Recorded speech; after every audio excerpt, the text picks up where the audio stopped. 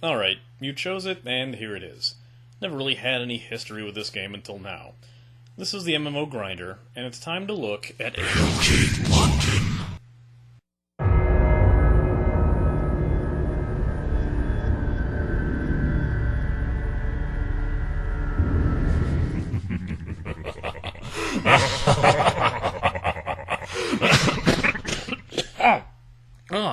I'm not doing that voice for the rest of the review.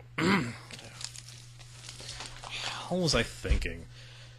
Hellgate was originally developed by the now-defunct Flagship Studios, which was founded by the original developers of Diablo, and you can see the influence when you play this game.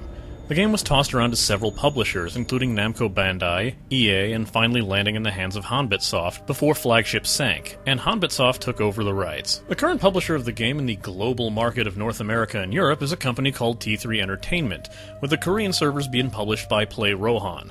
I'll explain why that's such a big deal when I get into logging in. The story of Hellgate London, as you might have guessed, involves a portal to hell opening on Earth and destroying civilization. An opening cutscene explains that a group called the Templars tried to retaliate in 2020, but were ultimately defeated. Yet we're able to buy enough time for a large group of people to escape underground and prepare. You know, underground doesn't seem like the best place to hide from demons. In any case, it is now 2038, and it's your job to join a new force to fight back against the demons and take back the surface. Hellgate met with some seriously mixed reviews back when people had to pay for it, so let's take a look and see what the big deal was.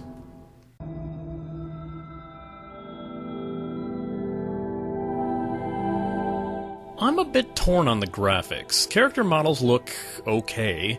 They have a more realistic tone than some MMOs, but they just seem off. Textures, especially on the armor, seem to jump between high-res and low-res. I don't get it.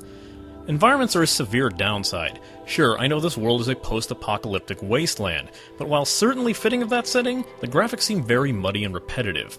I was running this with many settings at max, and it still looked rough. Even more baffling is that when reaching larger outdoor areas later in the game chugged to a crawl, giving me a terrible frame rate and made worse by the fraps capture. There was one area overflowing with so many enemies that my frame rate practically froze up, making the game unplayable. Certain areas look kinda cool, like the ruined cities and the portals to hell, but you'll spend a good portion of the game in underground tunnels, sewers, and abandoned train lines, and you'll probably be sick of looking at them within a few hours. While sometimes you might think a texture doesn't look too bad, a closer inspection shows how blocky, flat, and lifeless they look, but this may have been a specific design choice as a lot of the dungeon environment maps are randomly generated. Conversely, I love the monster designs in this game. They're creepy and disturbing, even if some do look a bit goofier than others. Flesh golems look generally grotesque, and once you start fighting spectrals, they look beyond unsettling when you see them up close. There's a bit of sprayed gore in the game, but nothing overly graphic. The art style is a real toss-up, but I can see people liking it. It's not pretty, but it is at the very least fitting.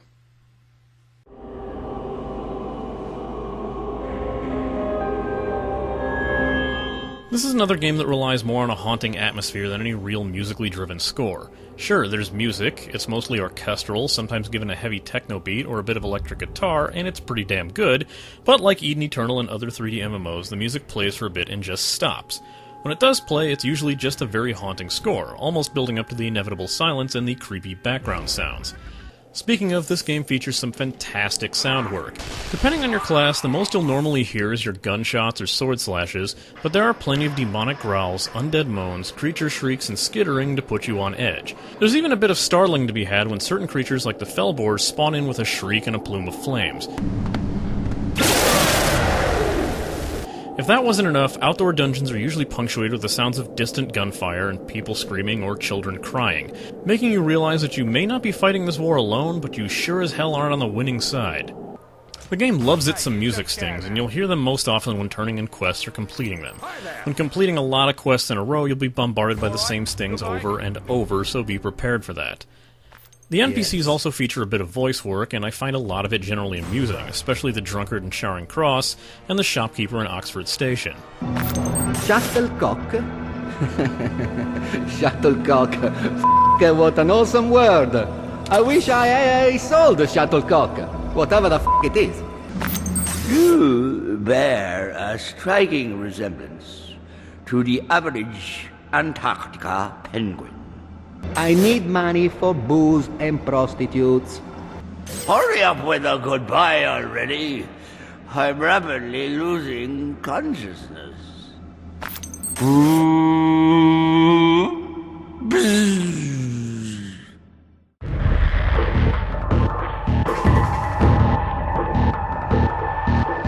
When you log in, you'll notice a choice of servers, if you can call it that.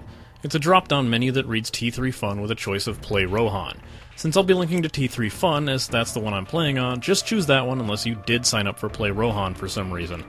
Before character creation, you're prompted to add an additional pin, similar to the Goblin Pad from DFO, but without the stupid minigame, where you can choose 4 numbers you must enter every time you log in again and want to create a new character, delete an existing one, or even start playing as one of yours. It's added security, so once again, it's your call. Once in, you have the option to create 6 characters per account, which is pretty damn generous considering that's 1 slot for every class. While there are 6 classes to choose from, there are technically 3 class groups, with 2 classes in each. In fantasy MMO terms, these are the warriors, mages, and the, well, hunters, respectively. Templars are mostly melee and wield swords, with guardians being all about defense and blade masters all about offense. Next, the Kabbalists are separated by straight spellcasting evokers, and the pet class summoners who wield demons. For those who want to play this game like a first-person shooter, give the hunters a shot, with the marksman being all about the guns, and the engineer relying on robot support drones to aid them in combat. Character creation is limited to a choice of hairstyles, faces, accessories, and skin or hair color, as all your characters are human. There's a slider to adjust your character's overall bulk and height, though, giving a bit more customization than usual in these games. I do take issue with the only red hair option looking a lot more on the pink side in-game. I don't want to talk about why the character named after me is wearing a helmet. Once you're set up, you can choose to opt out of training mode or not. It's pretty short and does quickly explain a lot about the game. Almost in an annoying manner, as you'll be bombarded with information windows and forced to follow commands before you're allowed to do so much as take a few steps forward. This game is pretty much a third-person or first-person shooter, and control plays into that. WASD moves you around while you steer and aim with the mouse. By default, the left mouse button fires the weapon in your left hand and the right one your right hand. You can choose to place skills in one of these buttons and have both weapons fire from one button. For example, since my marksman used a two-handed rifle, I had the left button assigned to shoot and the right button assigned to my grenade skill. It works perfectly fine that way. To pick up loot that drops, press F while aiming at it, but know that palladium, the in-game currency, will automatically be looted when you walk near it. Since this game controls like a first-person shooter, you might notice that the Warcraft-like action bar on the bottom seems kind of pointless. Well, it only partially is. If you want to use the mouse to look at something on the screen, you need to hold down the Alt key by default, which will bring up the mouse cursor. Only then you can do things like click on interface elements. Think of the action bar as a slot for hotkeys instead, which you can assign to recovery items, skills, or abilities, along with the ability to assign the same to the Q or E key for quicker access. Shift can be used in conjunction with walking forward to sprint for a short amount of time. The control key is usually auto-assigned to recovery items that you would need most at that time, like a poison healing item will appear if you get poisoned, or a health or power pack if you run low on HP or mana. Get used to the interface here, it's not like most MMOs. Similar to Diablo, your health is in the red globe on the left. The yellow bar around there is your shields. On right, the blue globe is your mana, called power in this game, and the green bar is what WoW vets would call rested XP. It depletes as you play, and the more full it is, the more experience you gain from kills. Logging off lets the bar replenish in time. There's an achievement system in place that occasionally grants you equipable traits to place on your character. A free account can only have 2 traits at a time, and completing the training course gives you one that boosts your damage slightly, and gives you the available title of Nerd. Thanks, assholes. You'll notice a dungeon system similar to Guild Wars, where you'll only see other players in towns, and once entering dungeons, you're on your own unless you bring someone along in a party. As I mentioned in the graphics section, the dungeons are slightly randomized, so the layout won't always be the same as you play. The look may be the same, but the entrance or street path you need to take might switch it up a bit. You can choose the dungeon difficulty in the town areas, which will grant better bonuses for higher difficulties. When in a dungeon, you'll notice a meter that encircles the minimap, with a counter underneath it. Once the meter fills or the counter reaches the target number, a mini-boss in the form of a messenger from hell will appear. You'll receive a warning message, and the mini-boss will spawn in the exact spot of the last enemy you killed. Each map is a certain type of messenger, usually just a large version of an enemy you've already come across, and each will have a ton of health and a few powers that will make them much harder to kill. Killing the messenger will grant you a ton of loot and items. There's an issue with this when you end up coming across a large group of enemies or the map's own boss monsters, and then your messenger spawns, making the fight much harder than it needs to be. Also, I'm not sure if this is a bug or the game is just trolling me, but I've killed a messenger only to have 2 more messengers immediately spawn from its corpse. The map system is kinda messed up. If you instinctually hit the M key, you'll notice a very non-helpful map appear.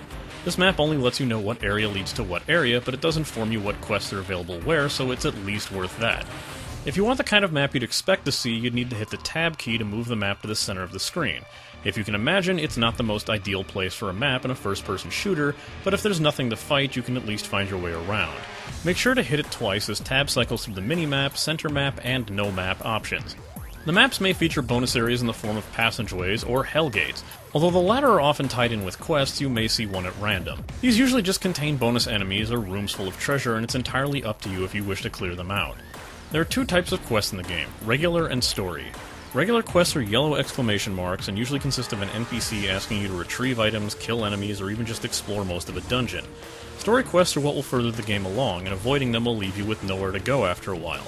The story quests are split into acts as well, and once you complete Act 2, well, I'll get into that when we get to the cash shop. When starting the game, make absolutely certain you don't take the first regular quest you see from the NPC named Stark unless your character is level 3 or above. That quest is a bit of a teaser to let you know how powerful your class can become, and grants you a special temporary weapon and armor set to use for the stage, which you must be level 3 to equip. If you are level 2, you can equip the items and you will not stand a chance in there, just saving you some deaths.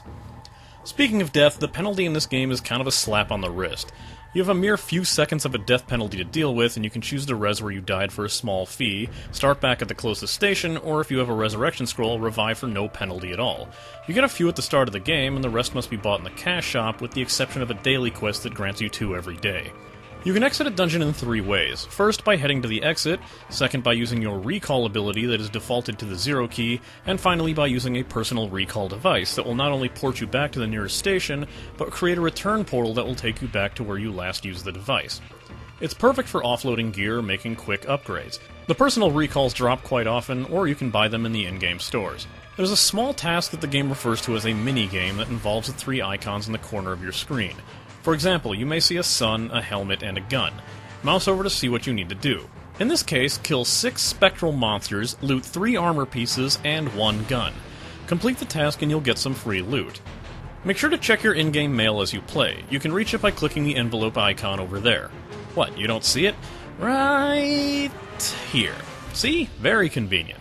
If it's flashing, you have new mail, and sometimes the game will grant you cash shop items for reaching certain levels. You can also hit Z to open and close it. Much better option. Each level grants you a skill point and some points to upgrade your stats. While the skill and talent trees are pretty easy to figure out, the stats serve a dual purpose. In addition to serving as normal RPG stats, they also directly relate to the armor and weapons you can equip. Each equipment piece costs a number of stat points to equip, and if you don't have enough, you cannot wear it. The better the armor is, the more points it costs to equip, so don't think you can deck yourself out completely in legendary armor. Now, I hope you packed a lunch, because the last thing I want to talk about is the inventory and item system. You might actually spend more time in that screen than you will playing the entire game. First off, it's very Diablo-like, meaning that the items take up varying amounts of squares on a grid. Small armors and one-handed weapons take up 3 or 4 squares, while large weapons and chest armors take up a whopping 6. You are going to run out of room constantly. Most usable items only take up 1 square, however. There is a way to deal with this, and that's through this assembly. When you hold right-click on a piece of gear, you'll pull up a selection wheel that will have a few options, and one of them is disassembly, represented by a screw. When selected, you'll see a confirmation prompt, and when confirmed, these items will break into small 1-square components. These components can be used to upgrade gear and assemble rare weapons. Do not be afraid to do this. You'll soon notice that stuff is dropping constantly, and selling it to vendors isn't really a great money-making option. You will always need these materials. If you want to equip something you find, then 9 times out of 10 you're going to have to identify it. You need 1 analyzer per piece to do this, and while they drop here and there, you're best off buying them. When starting out, you'll be enraged that the nice high-quality item you just found is useless because you ran out ages ago. Later on, you can afford to buy them easily enough, but the practice gets annoying. You can choose to equip 3 sets of weaponry, which is nice when you're dealing with monsters that don't respond well to a certain type of weapon or element of attack. Hit F1, F2, or F3 to switch between weapon sets. There are many ways to upgrade weapons, with the easiest being the item mods. Each have a certain category, like battery, ammo, fuel, or relic, and can be equipped by right-clicking on a weapon with an available slot. You may also dismantle mods for parts if you don't want them, or remove the mod from an already modded weapon at a special station, but there's a chance the mod will be destroyed in that process. Another upgrading process is the nano upgrades, but they cost a ton of materials to do, and there's a chance that you might not only fail, but downgrade the quality of the equipment itself. Succeed and you see a +1 next to the equipment with a good boost to its stats. It's really the only way you can make sure your tried and true favorite gun stays relevant at later levels. One final upgrade option is the augmenter that adds a random stat to your equipment, with the quality depending on how much you want to pay for it. This can range from something as simple as getting an extra stat boost, to being granted access to a skill you shouldn't have yet provided you keep the piece equipped. You may only augment an equipment piece 3 times, and there's no way to remove them once you've done it. A major downside to upgrading your items in any way is that you may render the item unusable as upgrades add to the stat cost. I once crafted a weapon to do some insane damage, only to find out I could no longer use it unless I gained some more stats. Be very wary of this. Overall, this game is pretty repetitive, and trudging through the spawning enemies can be fun, but the bland level design, simple combat, and overly complex inventory management makes it feel like a chore to play. This is a game you play in short bursts, or with friends. Definitely friends. Well, because...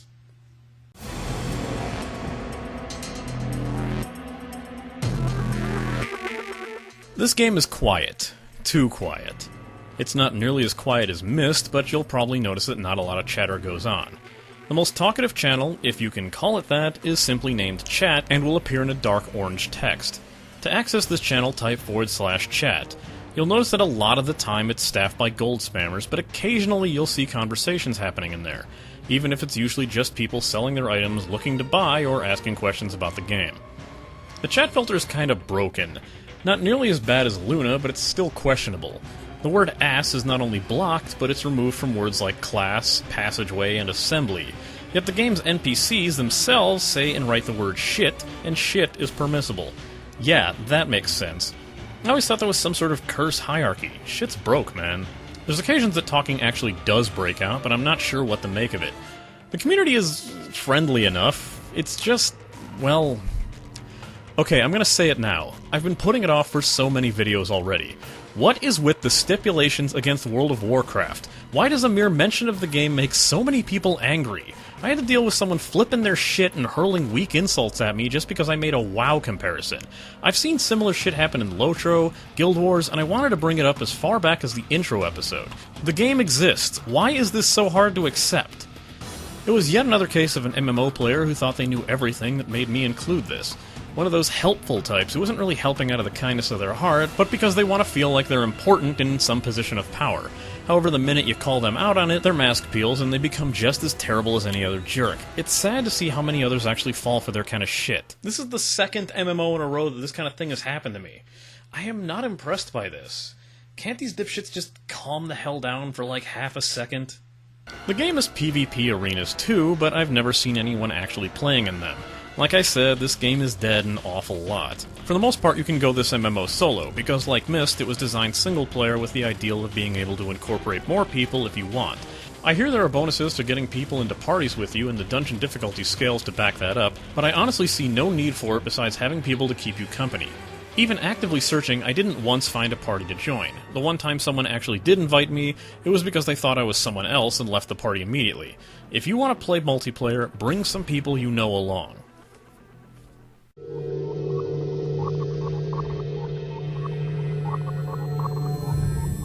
This is a pretty simple cash shop with some clear and obvious purchases to make.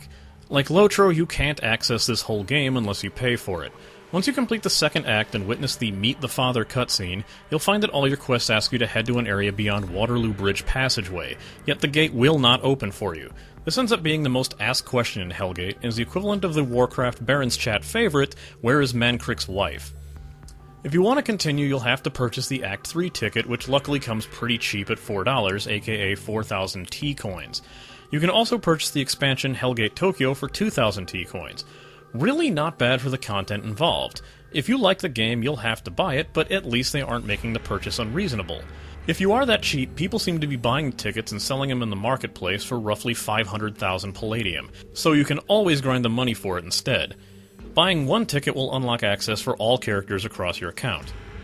Other cash shop items are fairly typical. Experience boosters, stat buffing items, skill point resets.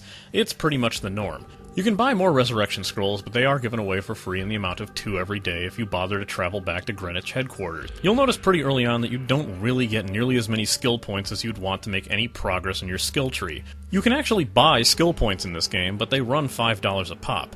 It seems a bit excessive to me, but if you have that kind of cash, enjoy that. Another cash shop item of note are bag expansions, but they don't add that much space, are only available as rentals, and the extra space is pretty easy to miss. There's one particularly useful item you're given for free once you reach level 10, the Auto Dismantler. Once you use it, it will last for 8 hours of playtime, and you can set the quality of the items to dismantle. When you have it set up, the items that match what you set by the Auto Dismantler will be automatically looted and dismantled. This is a serious time saver, and probably the best item you're given for free. You are going to miss it when it's gone. It's an absolute godsend unless you're some sort of pseudo-intellectual who believes that you're somehow better off without one.